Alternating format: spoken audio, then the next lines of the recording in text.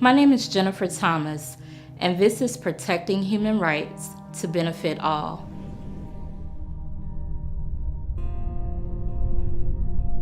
In this lesson, we will examine how we identify marginalized groups. We will look at the unequal burden placed on them. We will talk about the difference between equality versus equity and why that difference matters for marginalized groups. Finally, we will explore the ways that culture, economics, and religion are sometimes used to violate the rights of individuals.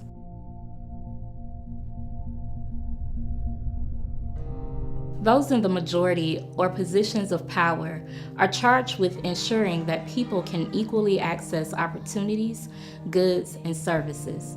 Those denied equal access are commonly referred to as being marginalized, socially disadvantaged, and relegated to the fringes of society. People all over the world are often marginalized based upon race, color, sexuality, gender, disability, economic, or social status. People who are marginalized may not have fair access to education, jobs, housing, or health care, and violence is sometimes directed at marginalized individuals. To ensure that all people in a particular country have access to equal opportunities, governments often elevate marginalized groups through affirmative action or other special protections. Equal protection requires active efforts to ensure that members of all groups enjoy equal rights. Equal protection allows for celebration of diversity and allows each member to contribute fully to society. The ideal of equal access is fundamental to uplifting marginalized groups in any society.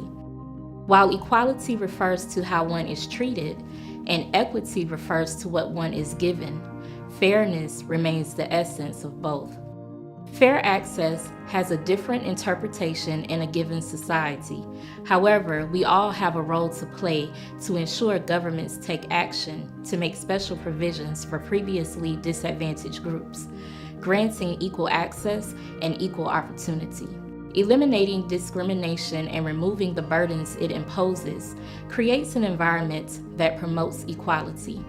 Here, everyone is entitled to the same level of access and can avail themselves of the societal benefits granted to non-marginalized groups. For a half-century, the Institute for Educational Leadership has championed the need for leaders at all levels to shake off their institutional constraints and work across boundaries to address the needs of young people and their families. I work within the Center for Workforce Development at IEL, where my colleagues and I develop resources and build collaborations among stakeholders to ensure all youth, including disconnected youth, for example, those in the juvenile justice system, foster care, or with disabilities, receive the support they need to become successfully employed adults. This includes initiatives that promote youth development and leadership, such as our National Youth Action Council on Transition. Youth have played a critical role in shaping the disability rights movement, going back to the 1970s with Ed Roberts at Berkeley. He was accepted into the university, but because of his disability accommodation needs, the university could not house him with the other students. So he lived on the floor of a local hospital, and eventually other college students with disabilities began moving in as well. They created social opportunities, organized together, and made their own decisions for their care.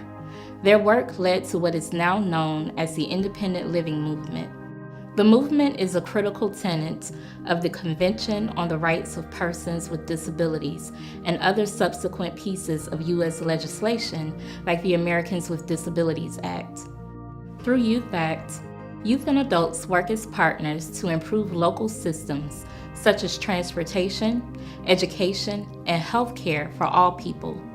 Youth Act leaders have created support and advocacy groups in their communities and universities, educated peers and adults, and improved services and programs for people with disabilities around the world. As you can see, there are things you can do to lift up marginalized groups. The Convention on the Rights of Persons with Disabilities is an international rights treaty that provides a framework for creating legislation and policies around the world that embrace the rights and dignity of all people with disabilities. Constitutions or legislation can create special protections for marginalized groups to ensure that all people in a country have access to equal opportunities. The youth-led independent living movement and the ADA were the model for CRPD. If you see a problem of access, there are steps you can take to address it. You can start a petition, educate others on the importance of the issue, and meet with policymakers. You can have the difficult conversations around issues faced by people who are marginalized with others who want to help make a difference. You can talk with political leaders, organizations, and share personal stories of those who have been marginalized. Your story and your lived experience are as important to shaping policies, services, and programs as are the statistics delivered by researchers and political leaders.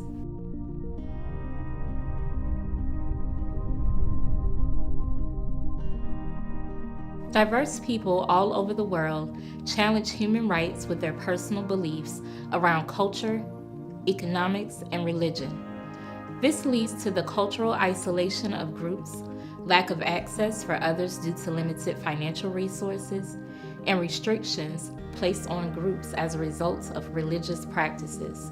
Our personal beliefs do not grant us permission to violate others' rights to practice their personal beliefs.